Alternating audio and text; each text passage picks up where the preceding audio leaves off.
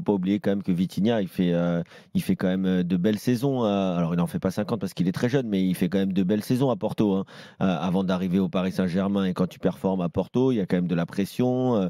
Il y avait un entraîneur très, très rigoureux en la Tu personne de l'avais Serge trouvé bon à Conceição. l'Euro, Kevin? Tu l'as trouvé bon à l'Euro, toi, À Vitinha? l'Euro, Je le trouvais... précédent Euro? Non, non, bah, Non, ouais, cet non, Euro-là, non, je te parle avant qu'il arrive au Paris Saint-Germain. Je veux dire que c'était oui. quand même un joueur qui avait déjà voyagé, qui avait passé une petite période, même si c'était pas très concluant, du côté de l'Angleterre, en Première Ligue. Donc il y avait quand même il y a des petites expériences pour Vitinha. Donc quand il arrive au PSG, c'est pas non plus le tout jeune qui débarque. Et il a mis un peu de temps à s'adapter parce que c'était une équipe très très compliquée avec des grandes stars, avec un effectif complètement déséquilibré.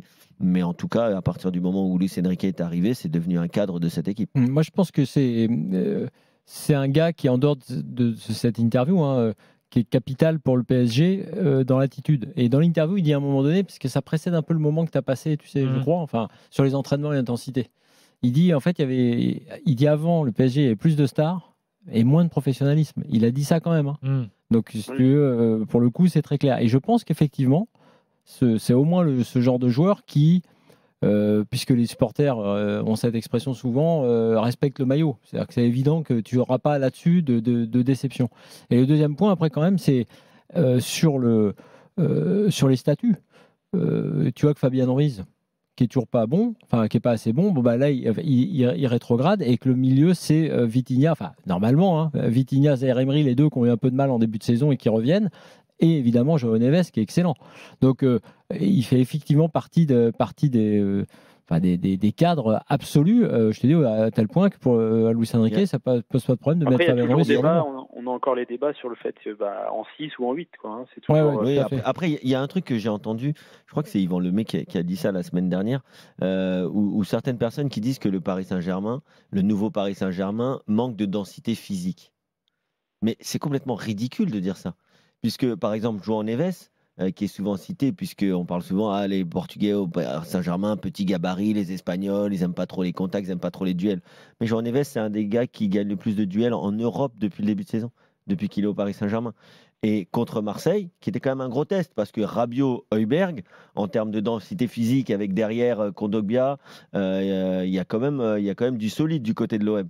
Et ben, même avant le carton rouge, le milieu de terrain de l'OM n'a pas existé face à la vivacité, la technique et les enchaînements du Paris Saint-Germain. Donc ça ne veut rien dire.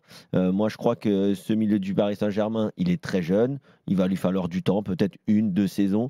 Et moi, on peut aimer ou pas aimer la tactique et la possession et les principes de jeu de Luis Enrique, mais quand il dit que Arteta, même si c'était un jeune entraîneur, il a mis du temps à mettre en place son projet, puisque ça fait maintenant 6 ans qu'il est à Arsenal.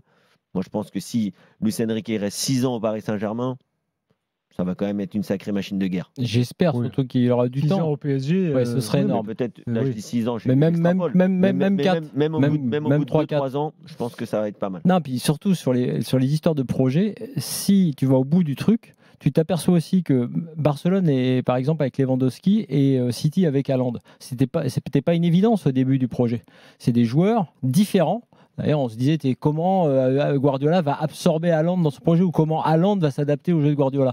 Ça veut dire aussi que quand tu parles projet, tu parles aussi d'évolution de trucs. C'est-à-dire que moi, je ne dis pas effectivement, et il ne faut pas caricaturer ceux qui, comme moi, défendent entre guillemets Luis Enrique. Je suis pas, comme dit Daniel, contrairement à ce que dit Daniel, je suis pas son avocat. On comprend. Ouais, puis moi, si tu veux, je suis pas du tout, contrairement à ce que dit Daniel, je le répète, son avocat. Je dis juste que si tu parles projet, tu acceptes qu'il y ait des périodes différentes. Et donc, tu acceptes peut-être qu'effectivement, comme je l'ai dit pour Lewandowski ou pour Haaland, plus tard, oui, tu auras sans doute d'autres joueurs et peut-être des profils d'ailleurs que tu n'as pas du tout aujourd'hui dans le Paris Saint-Germain mais comme le Barça de Flick, qui certes réussit, qui certes vient d'arriver, mais profite du travail de Xavi, profite de la maturité de ces très jeunes Pedri qui est déjà là depuis 4 ans, mais il est encore très jeune, Gabi ou les petits jeunes qui sont arrivés l'année dernière, qui ont emmagasiné de l'expérience, qui ont sûrement appris des choses avec Xavi, ou même à Manchester City où Guardiola arrive quand même après un gros travail de Mancini, Pellegrini, etc.